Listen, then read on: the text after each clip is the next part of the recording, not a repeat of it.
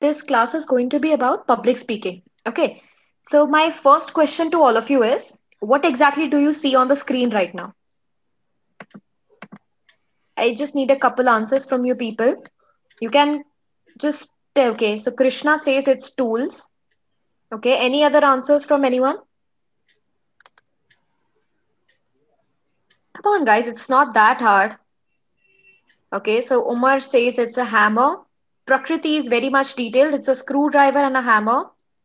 Gaurav is being diplomatic by saying tools. Sadia says it's hammer. Okay, any other answers? Hetal says screwdriver. Ashi is a little more precise. Tools to carve things. Sadwan says working tools. Metra, I asked what is this that you see on the screen right now?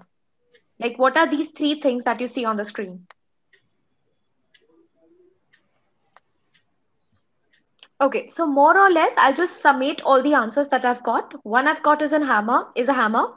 Second, I've got a screwdriver. Third, tools and excuse me. Fourth, I've got sculpting tools and I think architect things. Okay, so these are all the answers that I've got. Now, this, if I tell you, this is known as an ice pick. Okay, it looks very much like a screwdriver, but it's an ice pick. This one is a little cooler ice pick. Okay, like this is a very okay version of an ice pick, and this is a little cooler version of an ice pick. And this is like a hammer, which is used to break down not very sharp things, but like, very broad things. So basically, these are all what? Icebreakers. Okay, these are basically what? Icebreakers, the two pointed tools. Okay, so they are like used to sculpt the ice, and that hammer is used to break the ice. So these three tools that are there over here, they are basically known as icebreakers. I'm not talking about this one. Okay, this is definitely not the icebreaker that I'm talking about. I'm talking about the icebreaker as an idiom. Okay, which one of you can tell me what is an idiom?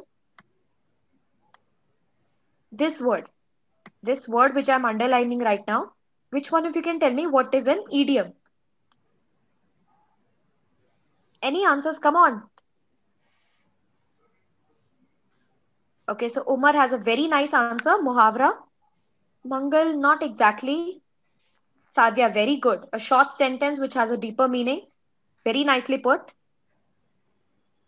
Mangal, okay, yes, now you're correct. So basically, idiom is something that we call a muhavra in Hindi. Okay, it's a phrase, it's a term that we use which is saying about something but which has an alternate meaning.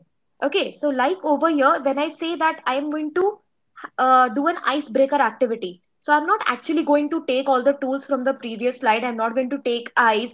I'm not going to sculpt it or I'm not going to break it down. Icebreaker is basically when you are trying to interact with someone, you don't know how to start the conversation with. So you need something as an icebreaker.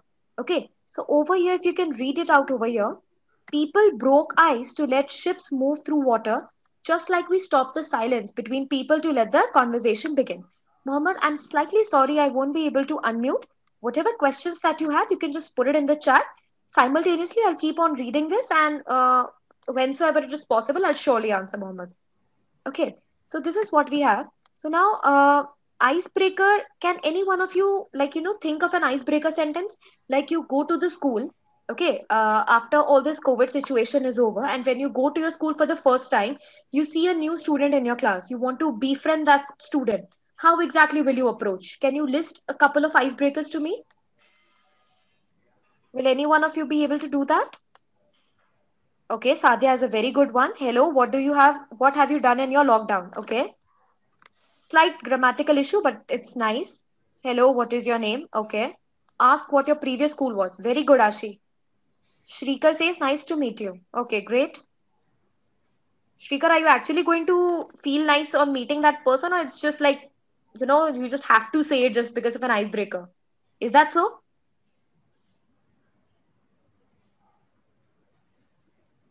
English game. Mohammed, you will just say English game? Ask questions about general things, okay? Hello, may I know your good name, please? Excuse me. Which cartoon do you like to watch? Umar, let me just picturize this. First day of your school, you are walking towards someone. And the first sentence that you say, which cartoon do you like to watch? What if the person says, I like to look in the mirror? Hello, nice to meet you. It feels very friendly meeting you. Will you be my friend? Are you good in studies? Ekanshi, how does it matter, beta? If he or she is not good in studies, you won't befriend that person? Is that so? Hi, what's going on? Nice to meet you too. Hello, what is your name? Okay. So basically, I've got a lot of answers from you. Okay. So yes, more or less everyone has said a lot of things about how exactly, you can break ice with the person that you want to talk about. So usually there are a couple of icebreakers that we have. Okay. Now the reason why I'm talking about this is, um, icebreaker is one of the most important things when it comes to publicly representing yourself. Okay, when you go to a family function, you meet a cousin that you've never met before. So your mother or your father, they tell him that yes, this is your aunt's son, or this is your uncle's son, or so on and so forth, right? So you start off by saying that yes, hi, hello, I know your uncle, I know your mother, I know your father. So that is how you communicate in a family function. But imagine that your entire family, your excuse me, I'm really sorry, I'm a little under the weather today. So your entire family is sitting like an audience. The moment you walk in through the door, you have to greet each one of them publicly. Okay, so it becomes a little bit of a task then. So that is the exact same thing that we will be learning over here. How exactly are you supposed to address a group of people that you may or may not know? And how exactly do you hold up yourself without being lesser confident about it?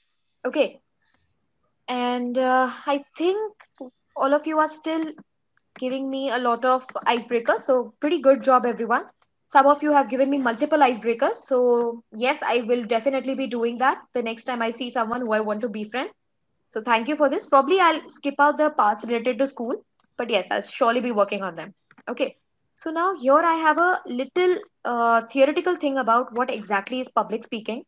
So, public speaking involves talking in front of a group of people, usually with some preparation. Okay, now why I have used the word over here usually with preparation, because what happens is, usually with some preparation, because is that there are certain competitions where you get like you get the topic at the very spot.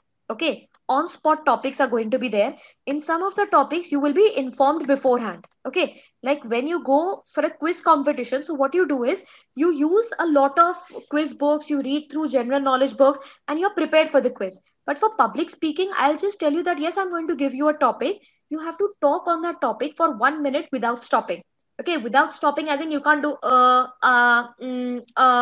that sort of thing should not be there. Okay, so this is what basically this class is going to prepare you for. It can be in front of people that you know, example at a family celebration, or in front of strangers. This is something that we've already covered.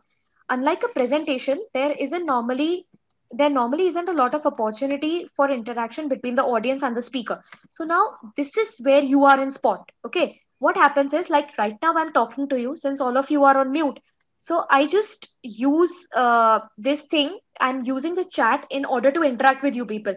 But what if I do not have a chat section? So it would be like, just I'm talking gibberish. I'm just talking and talking. Okay, I'm not getting any feedback from you people, right? But if you people were allowed to unmute yourselves and you were allowed to give me a feedback, then it would be a lot more easier. But that is not what the scenario with public speaking is. Okay, one person has to be on the stage or a podium and has to talk about something while catching the attention of everyone in that auditorium. Okay, not just the people judging you, but the audience, the people who are listening to you. So before you get their attention, you need to make them listen. Okay, I think there would be several people of you that sometimes one lecture, like just out of all the subjects that you have, there is just one lecture which you cannot just pay attention to. Okay, like right now, if I just put a lot of theories over here and just keep on reading, like I just say, okay, roll number 21 stand up, read the first paragraph, roll number 23 stand up, read the next paragraph. So it becomes a little boring, right? So these classes, they will train you for what? Like how to grasp the attention of the audience. Okay, like there are certain sentences, like when you open the newspaper, what they do is they put the headlines in such a manner that you are excited to read it. Okay, if the headlines are not catchy enough, you might not want to read it. If just like is there in the case of a website's name. Okay, so if I write the name of the website as something catchy or something cool, like if I just write, if I open up a restaurant and I just name it WhatsApp versus Facebook, so I'm pretty sure all the teenagers in the neighborhood would want to come in. But if I write it like, something Bhojanalaya, so it's not that catchy. It does not appeal to people. So these classes, they will, if I may say, if I may, like, take this little opportunity to say, it will teach you how to be a lot more cooler on in front of people, in front of the stage, on the stage.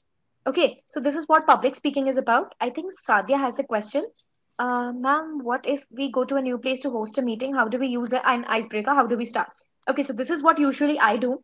Like, my first job when I went there, so I did not know anyone, and I was, like, a lot years younger than everyone there. Like, the person nearest to my age was also 7 years elder to me. So what I did was, as soon as I went, usually you just ask about places, like where exactly is the water cooler, can you please guide me the place where I can have where I can have food, where exactly is the canteen, I'm not much familiar around this place, can you just tell me a little more spots. Okay, usually the best icebreaker is to ask about the things around. Okay, so once that person helps you, judging by the tone of that person, you can know that how friendly that person is, or how comfortable that person is currently with you. If the person is like, yeah, yeah, sure, sure, come, come, I'll show you, this is where this is, okay, don't just this, I'll tell you all the places around over here. So that person is like, really in the mood to talk to you. But if a person is like, yes, go left, take the first right, and go to 10 meters, walk ahead, that is where you'll get the place. So maybe that person is not very much into talking. You might have to push that person a little bit to talk. So this is what happens. This is how you usually interact. Okay. So Sadia, does that answer your question, or do you want me to say a little bit more on this? Because trust me, till the time you don't put a pause button in me, I'm just gonna keep on talking and talking. Okay. So here's what we have next. Okay. So here, as you can see, I have written off in two ways. First is with a small o, second is with a capital O. Public also I have written in two ways. First is in caps lock, the other one is in non-caps. Speaking also in the same way, and competitions is also the same way. Now, every aspect of this presentation is going to tell you something about the classes. Like if you see over here, the font which I have used over here and the color which I have used is not the same as the color and the font which I've used over here. Mohammed, I'm not ignoring you, beta. Have you put something in the chat? How do we join next class? Mohammed, I think Rashmi ma'am will be able to help you with that. Okay, just wait till the time I end the demo, and after that you'll be able to ask Rashmi ma'am about this. Okay, just wait for a couple minutes. So here, as you can see, whenever you make a presentation, that presentation is a reflection of you. So currently, I am expressing myself with the help of this presentation. Okay, so whatever you present speaks a lot about you. The way you talk, the vocabulary you use, the way you stand. Okay, so many a times what happens is people, they are wonderful about talking, but they don't have the exact body language to represent. Your shoulders, if they droop down, they don't leave a very good impression. But if you're standing upright, many a times in the assembly you would have heard that your teacher would have been saying that keep your back straight, okay, hands folded and your back straight. So that is something which is rigorously taught in schools in order to make you a better person with a person with a better body language, right? So now here also I have tried to put these competitions according to how exactly they are. So if you look at declamation, I have put that in bold. Okay. So the reason why I've put that in bold is declamation is about when you take up a famous speech, okay, of a person who is a very renowned person, and you try to project that. Okay, so it is like a formal thing. It depends on the person whose speech you're taking up. Like if you tell me that, ma'am, I want to take the speech of Shah Rukh Khan from so and so movie, or Shah Rukh Khan speech from so and so award function, that is not a speech. That is just something that that person is addressing to the audience. A speech is like what? Something like Jawaharlal Nehru said, a tryst with destiny. Okay, so his speech, which he gave at the stroke of midnight, India shall set free. So, that sort of thing is covered in declamation. Second thing is commentary. Now, commentary can be done in two ways. The first way is it's a written commentary. Okay, like for example, you would have seen some sort of videos on YouTube, like reaction videos. Okay, So reaction videos, they are verbal commentary, and written commentary is when something is going on and simultaneously you're writing comments on it. Okay, like if like to speak the language of you people, all of you would be aware of Instagram live. Okay, so if some celebrity comes live on Instagram, so what you do is you keep on writing something in the comment section. So that is your written commentary. But some sort of a reaction video, like if I'm watching a video of someone making aloo paratha, okay, someone is cooking some sort of food, and I just watch that video, and whatever I'm saying is my verbal commentary on it. So it's a very informal thing. It does not have to be very formal. That is why I've put it in a very informal text. Then we have expository. This is completely written. Okay, this is about essay. Okay, essay is like composition, something which you write. So it's usually for about 400 words, but it depends situation to situation. Then we have extemporaneous speaking. Over here, what we have is immediate speaking. Like you have a bowl, you have a lot of topics in it, you pick a chit, you have like 5 or 6 minutes to rehearse on it, and then you have to address the audience. So it's like you have to immediately think about something, and then you just have to say. So this is by far the most difficult of them all, because you're never prepared for it. And at many times, like I've seen students, what they feel is they get cold feet on this. Like 5 minutes off the stage, they will have the perfect thing of about everything. Okay, they will be completely rehearsed, they will have their introductory line, they will have a very good ending note, but at the very last moment, the moment they step on the stage and they have the mic in their hand, they get cold feet. Can any one of you tell me what is a cold feet? It is again an idiom that I'm using. What is getting cold feet? Okay, Sadia says it's nervousness, fear of crowd, stage fear. Nervousness, to get nervous. Okay, all of you are almost correct. Getting cold feet means that you want to back out of something at the very last minute. Like at the very last minute, you're very nervous. Like 6 a.m. in the morning, you're getting, it's like 3 degrees outside, and you're not wearing your socks or any sort of jumpers or any jackets. And the moment you step on that cold ground, okay, on that cold floor, that shiver which passes through your body, that sort of thing is addressed as the nervousness. Okay, so yes, all of you are saying shivering, but not practical physical shivering, like a shivering in the brain. Yes, Metra, we will be working on this. That is something that we will be covering all through the class. My first and foremost priority is going to be removing the stage fear that many of you might have. Okay, so extemporaneous speaking is about that. Then we have storytelling. It's such a cute thing that I put it up in a very cute font that I have. Ekanshi, extemporaneous speaking is something which is on the spot. Okay, like whenever you go for your exam, you know that you have a syllabus that you read. Okay, so you read the syllabus, you go to the examination hall, you read the question paper. The questions are completely from your syllabus. So that is something which is prepared. But if you don't know the syllabus, you don't even know except for the language that the question paper is going to be, you know nothing about the question paper. So that sort of thing, you need to be prepared about each and everything that is there. So on the spot speaking is known as extemporaneous speaking. Like right now, if I just pick any one of you out of the random, I unmute you and I ask you to tell me about yourself. So that is extemporaneous speaking. But today, if I tell you that tomorrow I will be asking any of you to talk about yourself, then that would not be extemporaneous speaking, that would be a prepared speaking. So coming to the next one, storytelling. Storytelling, it is about how beautifully you narrate something. Like if there is a sentence in the story, once upon a time there was a jungle where a lot of animals lived. So this is just like reading out a sentence. But when you're storytelling, you have to be interactive. Once upon a time there was a jungle where a lot of animals lived. So it's about where to put the pauses, how exactly to put the pauses, how well you communicate with the other person.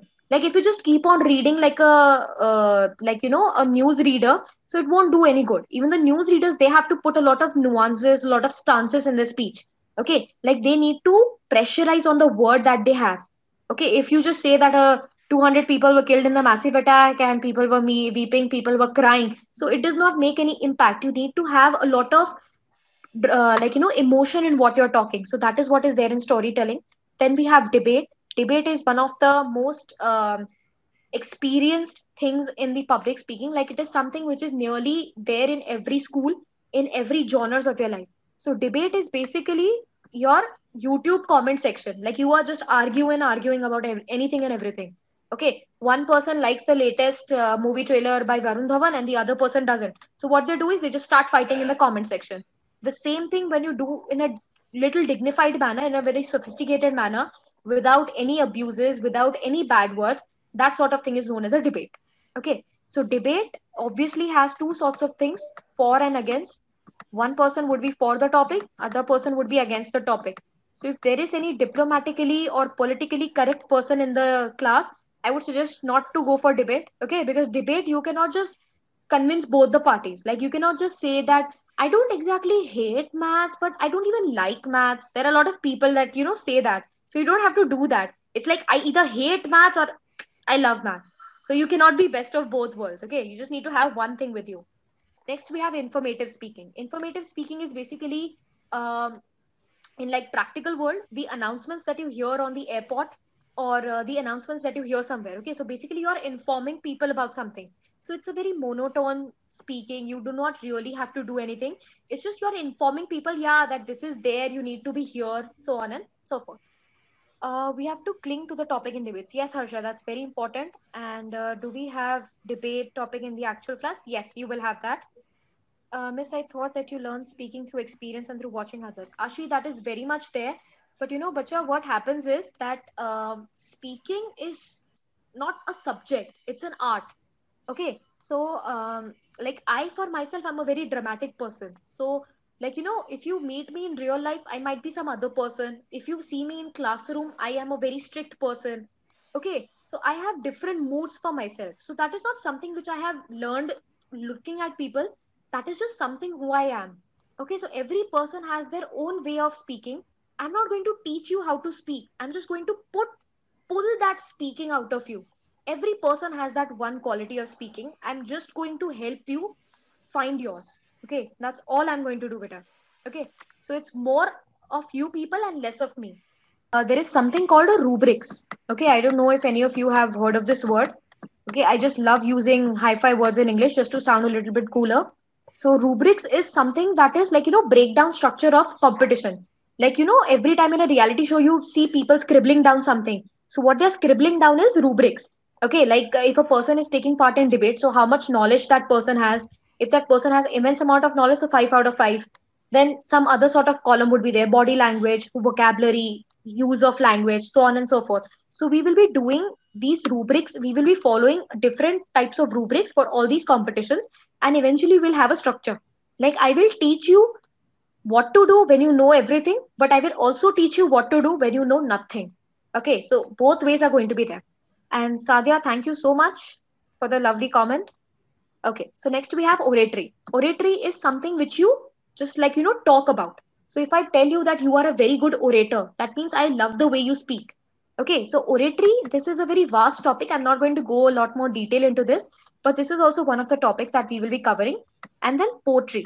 So this I think would be optional for some of you. Why I would say that is because poetry, it requires a lot more structure and a lot more theory than all these topics. Okay, so I'm not going to teach you how to write poetry, but how exactly poetry is supposed to be interpreted, how exactly poetry is supposed to be narrated, how exactly poetry is supposed to be thought of. That sort of thing I will be able to teach you. Next, we have narration. So, narration, in some of your English textbooks, you would have plays. Okay, so there would be like Ram name's character, Shyam character, and then there would be a narrator, the one who says that the scene is set up in the backdrop of a jungle, so on and so forth is happening. So, that sort of thing is done by the narration. Then we have congressional debate. Okay, this is a very huge and a very big term. Congressional debate is what? Like this sort of thing is covered in MUN. Okay, so MUN is Model United Nations. In this, what happens is you have got a lot of general knowledge, or let me say, like, global and political topics. Like, why exactly India and Pakistan cannot come to terms of peace. Okay, so you need to, like, some sort of topics which are very much politically correct, or they are there on a global level. Like, do you think that the first world countries are doing their part for the global warming? Or do you think that there are enough regulations being done regarding the COVID situation in the world? So these type of topics are taken in this congressional debate. The difference between debate and congressional debate is, in debate I can ask you, that the movies are not releasing in the world. So do you think people are not getting that much entertained? This is something which is informal, so I will ask you that in debate. But in congressional debate, I'll ask you what exactly is happening in the world economy, or do you think that the third world countries are actually, taking up picking up the speed and they're taking on the path of growth or something? Okay, so that sort of topics will be in congressional debates. We select a topic and we represent a country. Yes, exactly. In MUN, you do this. Every person represents a country. You talk about some of the problems of your country, or you talk about how exactly do you aim to solve those problems in your country. So that is what is there in congressional debate. Next, we have speech. Now, the reason why I have changed the font of every letter in the word speech is because speech can be anything. You are very happy about your best friend getting married, so you say a speech. Okay, then you are at your birthday party, you're very happy that you have a wonderful family and a wonderful set of friends, so that's an emotional speech. Third, you have ranked first in your class and your class teacher wants you to see a speech, so that's like a little bit of a pride and a very good speech that you want to deliver to your friends. Okay, not being sound, you don't want to sound a little egoistic, but you want to sound a lot confident and you want to thank your teachers. Third thing that we have is like speech can be is something which is formal as well as informal. Like the principal of your school, whenever he or she comes to the podium and talk about a speech, he'll not say that what's up guys, how are you all. Okay, he's not going to do that. What he's going to do is good morning students, and he'll continue with what he has to say. Right, so speech, we need to be very much sure as to what exactly are we narrating right now. If you want to address your students for the position of class president, like you're running for the election of the class president and you want to talk something about your students, okay, so that is going to be student to student, so it can be informal. But if you are addressing the whole school, so you have to say like respected teachers, principal, and my fellow students. So speech has got a lot of layers into it. So this is what we have about the types. Now I'll just give you a brief idea as to how exactly we are going to take these classes. So this is a mind map of a debate.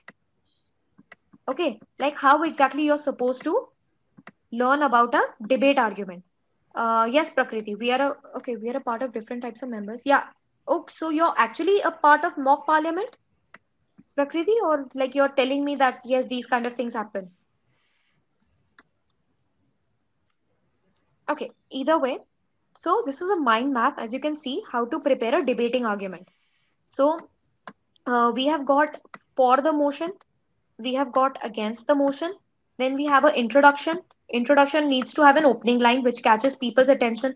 So this is what we have, like a mind map. Okay, we will be discussing really sorry, so we will be discussing all these points, right? And this is how we will be leading with the classes. We will have certain activities. Okay, you people will have some sort of portion to note down.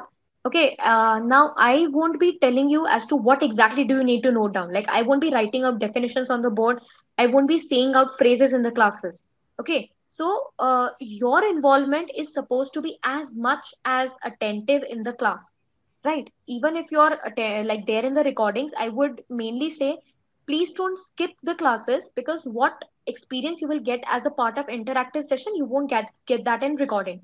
Okay, maybe if I like ask something that what do you think about so and so topic, so you might have a very brilliant opinion about it, but I will never be able to hear it. Okay, I will never be able to tell you that how brilliant it is or how bad it is. So miss, is lying a type of oral speaking? No, actually, lying is a very bad trait, which I think no one should ever possess. Okay, being honest is like the best thing that you can ever have. Speakers also should understand speaking with an accent is not essentially good speaking. Absolutely correct. Okay, there are a lot of people who will say some words in a particular accent just because they think that the American accent is a lot more like, hip.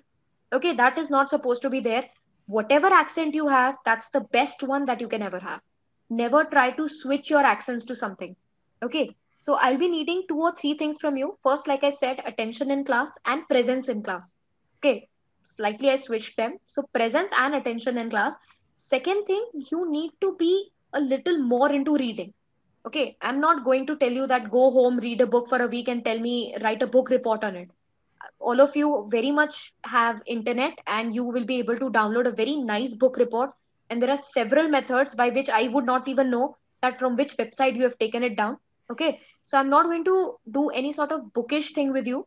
What I'm going to do is I need to first of all understand that how comfortable or how not comfortable you are with the aspects of public speaking. So that includes reading, that includes talking, and most importantly, it includes listening. Okay, so why it is said, why do you need schools? Okay, you can just buy the books from anywhere, you can practice questions from the internet. Why do you need to learn it from a teacher? Because what you listen is the best memory that you have. Okay, you can't actually see the battle of Panipat happening in front of you. So the best that you can know about the battle of Panipat is by listening. If you read it, you might get bored, you might not even want to, remember it. But apart from seeing, the best sort of activity that you can have is listening. Second thing, how exactly you need to express yourself. Okay, if I'm sad and if I talk like, hi, how are you? So that would not convey that how sad I am. If I am sad, I need to convey it in a very sad tone. If I say, hi, how are you? You'll think I'm a very chirpy person, I'm very energetic, I'm very good. Okay, so these topics, these everything, how exactly your body language impacts people, how your posture should be there, how many gestures you should be making, okay, how your facial expressions work. So these are things we will be covering in this, right? So this is like a little bit of a theory about debate. Okay, I've just put in the pointers over here. These are some things that we will be going into detail when you actually take the classes with me. So as you can see, I have put it down into bullets. So we have opening lines, catching people's attention, introducing what you have, answering these questions. Excuse me. Likely arguments. Consider how to recap everything. We will learn about these all the topics in different things.